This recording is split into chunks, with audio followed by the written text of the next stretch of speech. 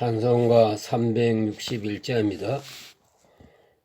기도하는 이 시간 주께 무릎 꿇고 우리 구세주 앞에 다 나가네. 믿음으로 나가면 주가 보살펴사 크신 은혜를 주네. 거기 기쁨 있네.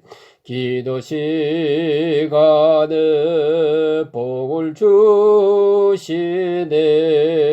고난 내 마음속에 기쁨 충만하네. 기도하는 이 시간 주가 곁에 오사 인자하신 얼굴로 귀 기울이네. 우리 마음 비우고 주를 의지하면 크신 은혜를 주네. 거기 기쁨 있네.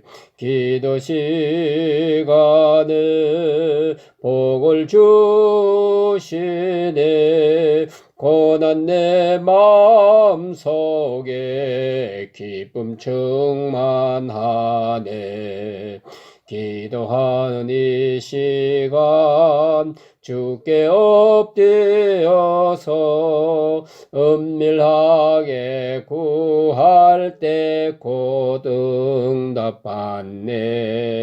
잘못된 것 아뢰면 측은히 여기사 크신 은혜를 주네. 거기 기쁨 있네.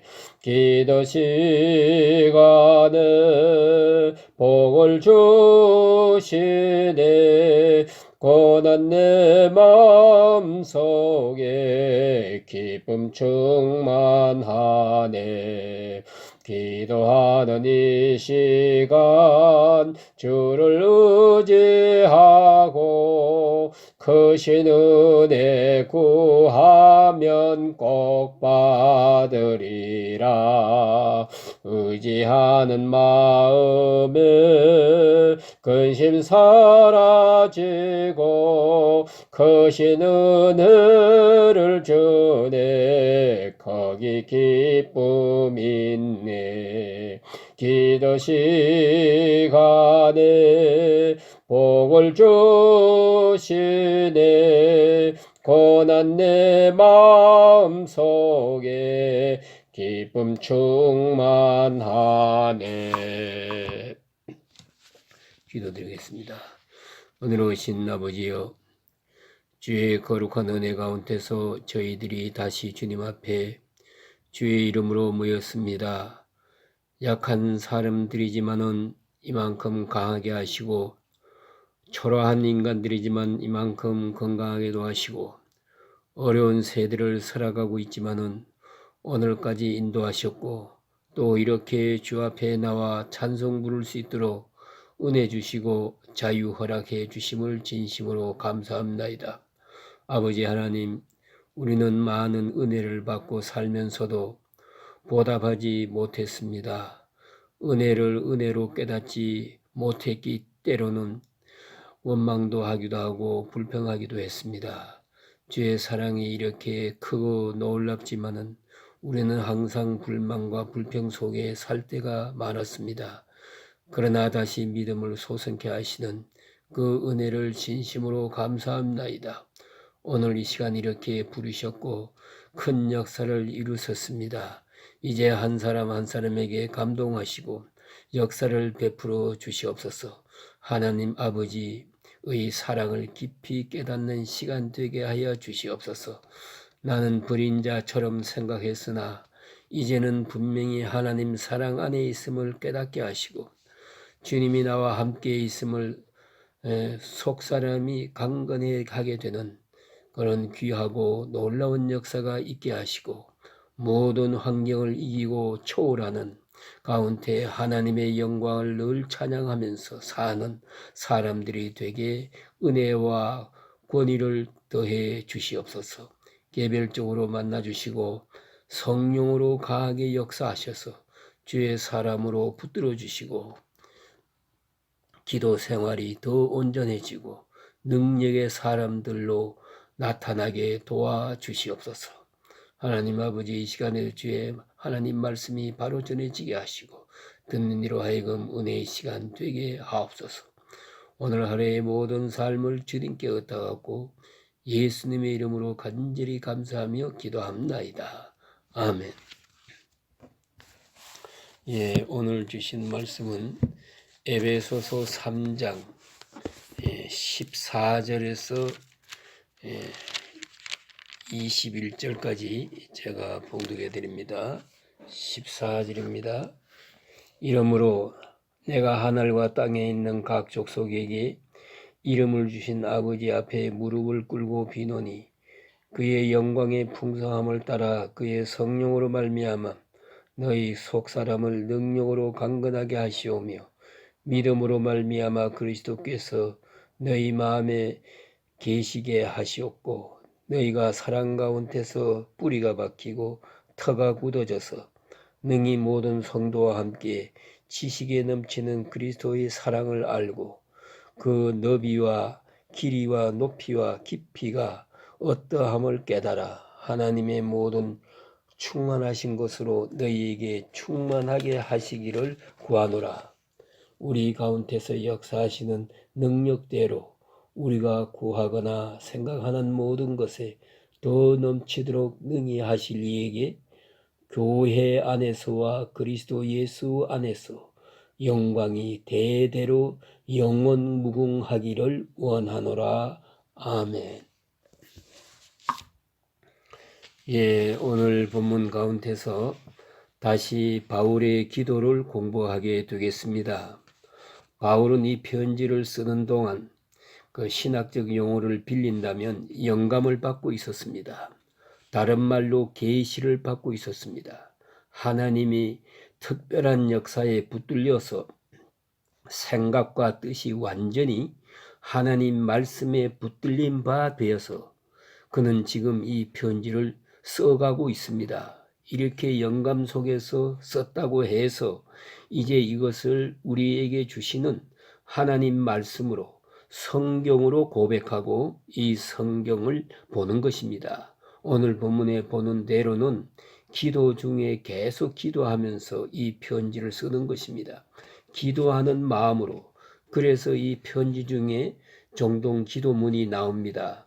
이 기도문이 나오고 고백이 있고 항상 그 마음속에 있는 영감이 그대로 그 편지 속에 반영되고 있습니다. 그래서 에베소서는 이미 우리가 본 대로 1장 16절에서 18절에 기도문이 있었습니다. 또 오늘 본문에 다시 기도문이 또 나옵니다. 바울 서신 중에 종종 기도문이 나오는 이유는 내가 너희를 위해서 기도하노라 하는 말이 바로 사랑의 고백이기 때문입니다. 여러분, 사랑한다는 말 몇천 마디 해도요, 그리스도인으로서는 그리 중요하지 않습니다. 내가 당신을 위하여 간절한 마음으로 새벽마다 기도합니다. 이보다 더 뜨거운 사랑의 고백은 없습니다. 내가 너희를 하나님 앞에서 진심으로 사랑한다. 그런 마음으로 내가 너희를 위해서 기도한다. 또 하나, 이렇게 기도한다 하는 말은 이것이 내 소원이다. 그러면 너희가 이렇게 되기를 바란다, 이것 아니겠습니까? 내가 이렇게 기도한다는 말은 너희가 이렇게 되기를 바란다 하는 이상적 이미지를 말하고 있는 겁니다. 목사로서 그렇습니다. 여러분, 교인들을 놓고 볼 때 이상적인 교인의 상, 이것이 목회자의 마음속에 들어있어요. 그러면 바울이 생각합니다. 이상적인 교인, 이러한 교인이 되기를 바란다. 너희들은 이렇게 되기를 바란다. 그거예요. 그 다음에 그런 거로, 그 다음에 뭔가 하니까 내가 이렇게 기도하니까 너희들의 소원도 이렇게 되기를 바란다. 내 소원과 너희 소원이 하나가 되기를 바란다. 내 기도와 너희 기도의 제목이 하나 되기를 바란다. 그런 내용입니다. 또 그뿐만 아니라 기도는 곧 우리의 행위의 방향입니다. 예? 그렇게 기도하고 그렇게 힘써야 한다 그거예요. 그래서 그는 기도문을 편지에 쓰고 있는 것입니다. 오늘 본문에는 아주 일목요연하게 그 모든 기도문 중에 제가 아는 대로는 가장 더 확실한 기도문이라고 생각이 됩니다. 먼저는 기도의 대상에 대해서 말합니다. 누구에게 기도하느냐 하는 것입니다. 그저 오늘 성경에는 이름을 주신 아버지 이렇게 말합니다.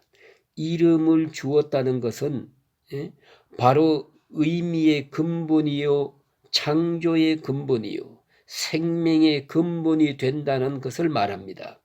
창조주가 되신 분, 섭리자가 되신 분, 그분을 지칭하는 거예요. 이름을 주신 그분, 그리고 아버지라고 그랬습니다. 여기서 예수 그리스도의 신관과 바울의 신관이 매칭이 되는 것이에요. 예수께서 가르쳐 주신 하나님은 아버지 하나님이요. 주기도문에 하나님 소리가 없습니다. 하늘에 계신 우리 아버지, 이게 끝이에요. 이것이 예수의 신관입니다. 바울도 여기에 이어서 오늘 본문에 보니까 이름을 주신 아버지, 이걸로 끝이에요. 하나님이란 말이 없어요. 그만큼 아버지가 아주 중요한 것이에요. 여러분, 신앙이란 뭡니까? 간단히 말하면 하나님을 아버지로, 내 자신을 하나님의 자녀로, 이웃을 하나님이 내게 주신 형제로 이렇게 생각하는 것이 예수 믿는다는 거예요. 하나님을 아버지로 부르는 순간 난 하나님의 자녀가 되는 거예요. 하나님 아버지 아들과 하나님의 딸이 되는 거라고요. 그러니까 자녀로서 아버지에게 부탁하는 거지요. 당연한 거지요. 또 그리고 당당한 거지요. 자녀된 정체의식이 분명해야 하나님 앞에 기도할 수 있는 거예요.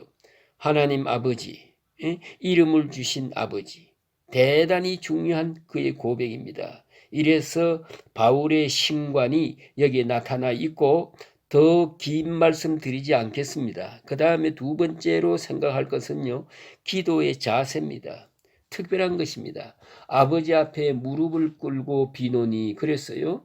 무릎을 꿇고 빈다. 여기 무릎을 꿇는다는 말은 진짜로 무릎을 꿇기도 하지만은 그런 마음의 자세를 의미하는 줄로 압니다.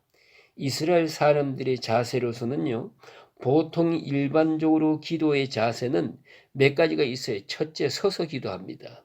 그래서 이스라엘 사람들은 설교 들을 때도 앉아서 들어요. 찬송을 부를 때도 앉아서 해요. 기도합시다 하면은 꼭 일어서요. 축도도 꼭 일어서서 받습니다. 네? 여러분 그렇지 않습니까? 중요한 일이 있을 때마다 일어서는 게 옳지 않아요? 자, 어른이 여기서 뭘 준다 그러면은 일어서서 받아야지 앉아서 받아요? 또 말씀 드릴 때도 그렇지요. 일어서서 하지 앉아서 합니까? 서 있다는 자세가 가장 경건한 자세거든요. 그러므로 기도할 때는 서서 기도하고 또 하나는 하늘을 보면서 눈을 뜨고 기도해요. 원래 이스라엘 사람들은 눈을 뜨고 기도합니다. 하늘 쳐다보면서 우러러보면서 기도하고 그 다음에는 손을 이렇게 손바닥을 위로 해서 기도합니다. 그래서 이 강대상에 이렇게 휘어졌지요. 그게 바로 뭐냐 하면 기도하는 손이에요. 이 집이 만민이 기도하는 집 아닙니까? 기도하는 손을 어떻게 넣겠다고 해서 이것을 이제 손바닥을 위로 하고 손을 펴니다. 이게 기도의 자세입니다. 일반적으로 기도 자세예요. 그런데 바울은 여기에서 무릎을 꿇고 그랬어요. 이건 특별한 자세입니다. 이건 첫째, 회개하는 마음이에요.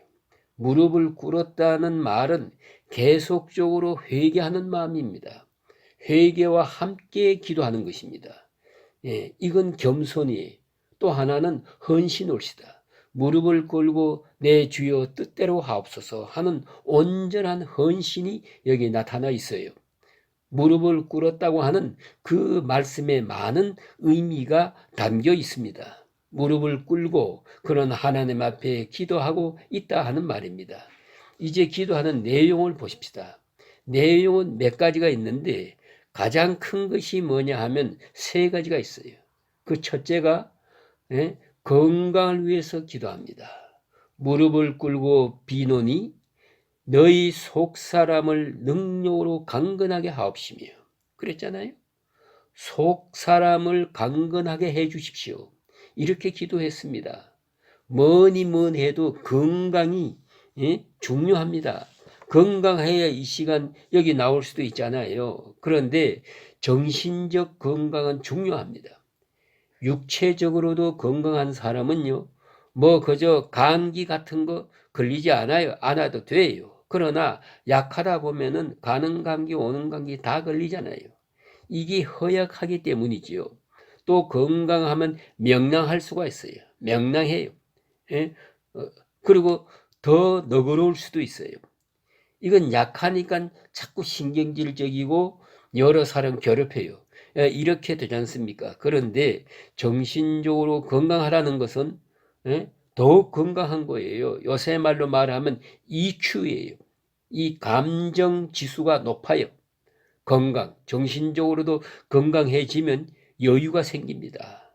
비난을 들어도 대신 욕할 마음이 없어요. 뭐 어려운 일 좀 당해도 걱정거리가 없습니다. 넉넉합니다. 내 행복감이 충만함으로써 가득 차 있으니까요. 뭐 그까짓 그 문제가 되지 않아요. 이게 건강입니다. 바울은 제일 먼저 기도하는 제목이 속사람을 강건하게 해 주십시오. 자, 여기서 생각해야 됩니다. 왜 환경을 위한 기도가 없습니까? 돈 벌게 해주세요. 사업 잘 되게 해주세요. 세상이 잘 돌아가게 해주세요. 정치가 잘 되게 해주세요. 경제가 잘 되게 해주세요. 사회 문제가 좀 바로 되게 해주세요. 이런 문제가 일체 없어요. 그 외의 기도, 간절하게 무릎을 꿇고 기도하는 내용 중에 환경을 위한 기도가 없어요. 그런 의미에서 우리 믿는 사람은 환경과는 무관합니다. 있든 없든, 가난하든 부하든, 건강하든 병들건, 그거 중요한 게 아니에요. 우리의 기도 제명은 이거예요. 하나님이여 속사람을 강건하게 해 주십시오. 얼마나 수준 높은 기도입니까? 속사람만 강건해지면 원수도 사랑할 수 있어요. 예. 집안이 엉망이지만은 그것을 잘 극복할 수가 있어요. 세상이 거꾸로 돌아가지만 이걸 통해서 합동하여 선을 이룰 수 있어요. 그건 문제가 안 돼요. 바울은 지금 감옥에 있습니다. 그러나 아무 상관없어요. 바울의 소원은 다시 그 집중이 됩니다. 속사람을 강건하게 하여 주십시오. 속사람은 영혼이에요. 신령한 세계예요. 정신의 세계예요. 강건하게 해 주십시오.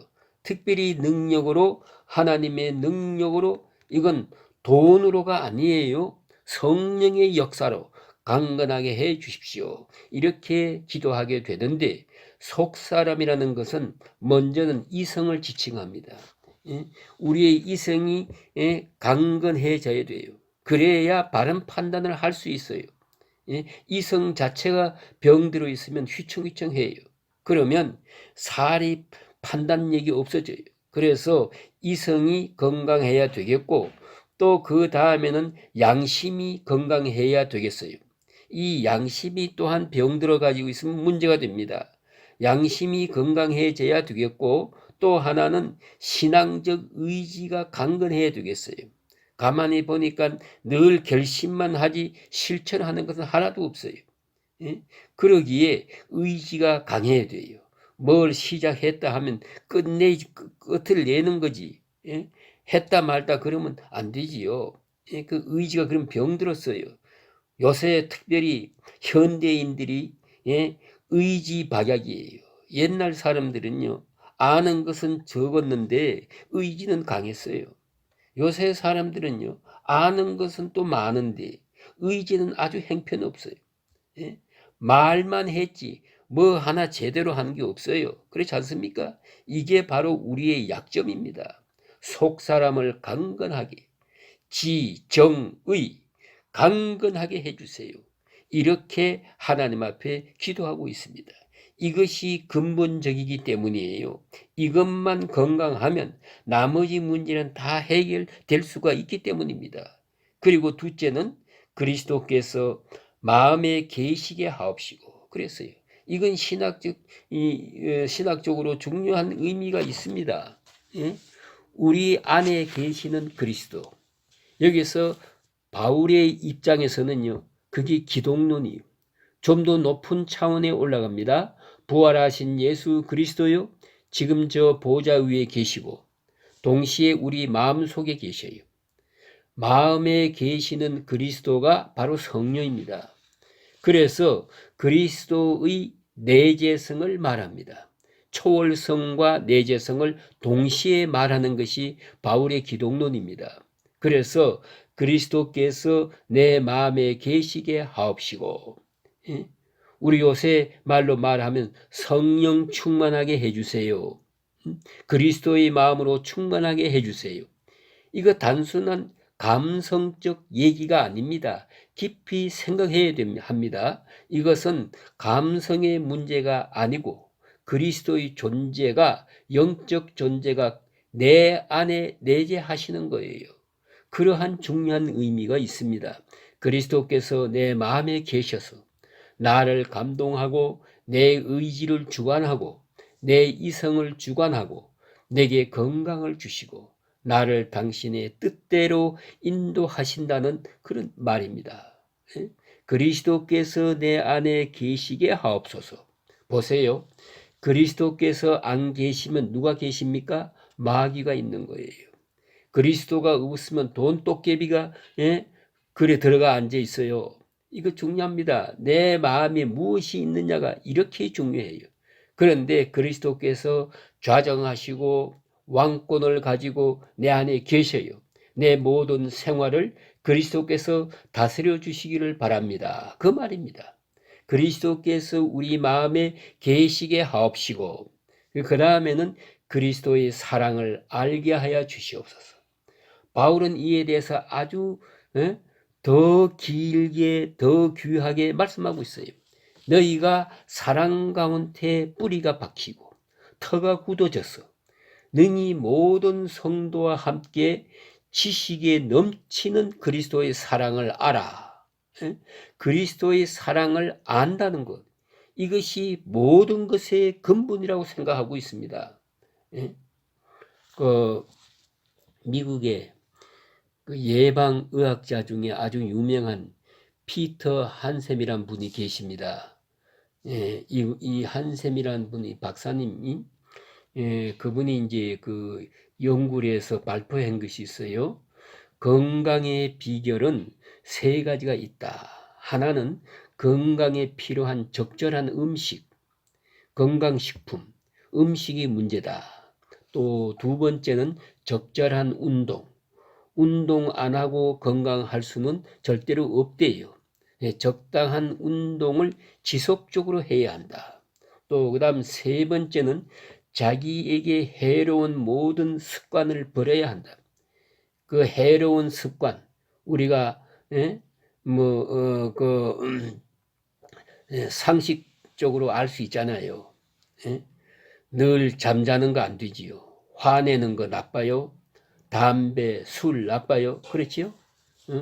또 게으름 피우는 것 나빠요. 무절제하는 생활 나빠요. 이런 것들 우리가 건강에 해로운 모든 습관 이로부터 벗어나야 한다. 이 세 가지. 그러나 이렇게 말합니다. 이것은 건강 비법의 50%밖에 안 된다. 그러면 나머지 50%가 뭐냐? 그것은 사랑이다 그랬어요. 사랑. 건강관리는 사랑에 있다는 것입니다. 사랑을 느끼고 사랑하고 그것이 건강의 전부요. 예? 아이들 보세요. 부모님 사랑을 느끼고 사랑을 하게 되면 건강해요. 예? 사랑을 의심하게 되면 단장 병들어요. 예? 아주 민감하니까요. 어른도 마찬가지예요. 고통은 질병으로 통하는 거예요. 그래서 사랑을 느끼고 사랑하고 그래서 그 한센 박사는요 이런 결론을 내립니다. 이웃 사랑은 도덕적 문제기보다 건강상 문제다. 건강하려거든 사랑하세요. 예? 미워하고 건강할 수가 없어요. 아무리 보약을 먹어도 안 됩니다. 사랑이 건강의 비결입니다. 이렇게 그 미국 예방의학자 중에 대표가 되신 분이 이렇게 말씀하고 있습니다. 그러므로 그리스도의 사랑을 안다는 것은 아주 중요한 것입니다. 이건 절대적인 사랑이에요. 예? 근본적인 것이니까요. 그리스도의 사랑을 알게 되면 영적으로 건강해져요. 의지적으로도 건강해요. 동시에 육체도 건강해져요. 사랑을 알면 그러니까 우리가 그리스도인의 생활은요. 모든 생활 속에서 그리스도의 사랑을 확인하는 것입니다. 우리는 어떤 일을 보든지 한 가지, 두 가지를 보면서 하나님의 사랑을 확인하는 거예요. 예? 거기서 확증하는 거예요. 하나님은 오늘도 위대한 역사를 이루고 있는 거예요. 예? 그래서 하나님의 사랑을 확인하면서 기뻐하는 거지요. 충만하고 건강하고. 그런데 오늘 성경은 더더욱 중요한 말씀이 있어요. 바울은 좀 더 깊은 세계를 말합니다. 그리스도의 사랑, 그 사랑을 그 크기, 너비와 길이와 높이와 길이가 어떠함을 깨달아. 아주 3차원적으로 말합니다. 예? 너비와 길이와 높이와 길이를 깨달아. 역시 사랑은 무궁무진한 진리입니다. 그 엄청난 세계를 우리가 어찌 다 알겠습니까? 특별히 하나님의 사랑인 경우에 말입니다. 자, 하나님의 사랑은 아주 넓어요. 때로는 이 하나님의 사랑, 이 넓은 데 대해서 불만이 많은 사람도 있어요. 아, 왜 나만 사랑하지? 저 사람 왜 사랑해? 나 같은 사람 사랑하지. 왜 저같이 못된 놈을 사랑하느냐? 하나님은, 요게 불만이거든요. 하나님의 사랑은 넓은 거예요. 자, 어떤 때 보면은요, 그런 경우도 있잖아요. 식구가 많잖아요. 그럼 식구 많으면 자식들 중에도 질투하는 거예요. 그럴 때는 어찌 생각하면은 나만 사랑하면 좋을 텐데 가만히 보니까 아버지 어머니는 모두를 다 사랑하는 거예요. 이게 못마땅한 거예요. 바로 거기서 벗어나야 돼요. 하나님의 사랑은 넓어요. 예? 바다처럼 넓어요. 모든 사람을 사랑하신다 그 말이에요. 그걸 내가 이해해야 돼요. 그러니까 하나님의 마음만큼 넓어야 하나님의 사랑에 대해서 불만이 없어요. 만족해요. 이것을 우리가 이해해야 됩니다. 그럴 때 그 속에 내가 있음을 알고 감사할 줄 알아야 되고 또 하나님의 사랑은 길어요. 멀다는 얘기입니다. 우리는 순간만 생각하지만은 하나님은 멀리 영원까지 생각하세요. 자손 만대까지 생각하신다고요. 그런 거로 조급히 서둘지 마세요. 하나님이 내게 복을 안 주시나 그러지 마세요. 예, 없습니다. 예수의 말씀하시지 않았습니까? 냉수 한 것이라도 내 이름으로 주었으면 결단코 상을 잃지 아니하니라. 절대로 빗나가지 않아요. 여러분이 하시는 선행, 좋은 일 많이 하세요. 하나님의 사랑은 길고 길었어. 멀었어. 내게 응답하시고 보상하시는 것을 알아야 됩니다. 또 하나님의 사랑은 높아요. 아주 높습니다. 그래서 우리가 그 높은 것을 미처 생각하지 못하고 초조해하고 불안할 때가 있어요. 19세기의 최고의 설교가 19세기의 최고의 설교가요 부흥사였다고 하는 영국의 요셉 파크라고 하는 분이 있습니다. 이 요셉 파크 박사님이 어느 날 길거리에 나가서 설교를 하는데 전도 설교를 하는데 스데반에 대해서 얘기를 하십니다. 스데반의 믿음에 대해서 이렇게 설교를 했더니 어떤 짓궂은 사람이 핍박을 하는데 딱 서가지고 여러분들 이 목사님 말 듣지 마세요. 스데반은 하나님 앞에 기도했어요.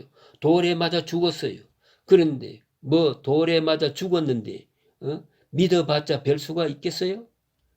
스데반은 죽을 때 하나님은 뭘 하고 계셨어? 하나님 뭘 하고 계세요? 도대체가 그것도 모르고 그 억울하게 죽는 것을 보고만 계시는 하나님. 그따위 하나님 믿어서 뭐 할 거냐? 아, 이렇게 핍박을 하는 거예요. 그 파크 목사님이 큰일 났거든요. 그 사람 말 다 한 다음에 다시 이제 설교를 이어갑니다. 스데반이 죽을 때 하나님께서는 스데반의 마음속에 큰 은혜를 주어서 큰 은혜를 주셔요. 큰 은혜를 주세요. 큰 살려주세요. 아프지 않게 해주세요. 나를 구원해 주세요. 라고 하는 그런 인간적인 기도를 하지 않고 다 넘어서서 자기 아픈 것, 자기 죽는 것, 자기 억울한 것 생각하지 않고 이걸 다 넘어서서 자기를 죽이는 자를 불쌍히 여기면서 하나님이여 이 죄를 저들에게 돌리지 말아주세요. 그렇게 기도할 수 있게 해 주었습니다. 이것이 하나님의 일입니다. 그는 죽음을 넘어서서 자기 원수들을 사랑하고 원수를 위해서 기도할 수 있도록 그렇게 높은 차원에서 능력을 스데반에게 주었습니다. 그리고 또 한 가지는 스데반은 죽었습니다. 죽었지만은 어거스틴이 말하고 루터가 말한 것처럼 말입니다. 스데반으로 인해서 사도 바울이 출생합니다. 거기서 사도 바울이 감명을 받았어요. 바울은 스데반이 제자가 되었어요. 만방의 복음을 전하고 있는 위대한 사도가 된 것 아닙니까?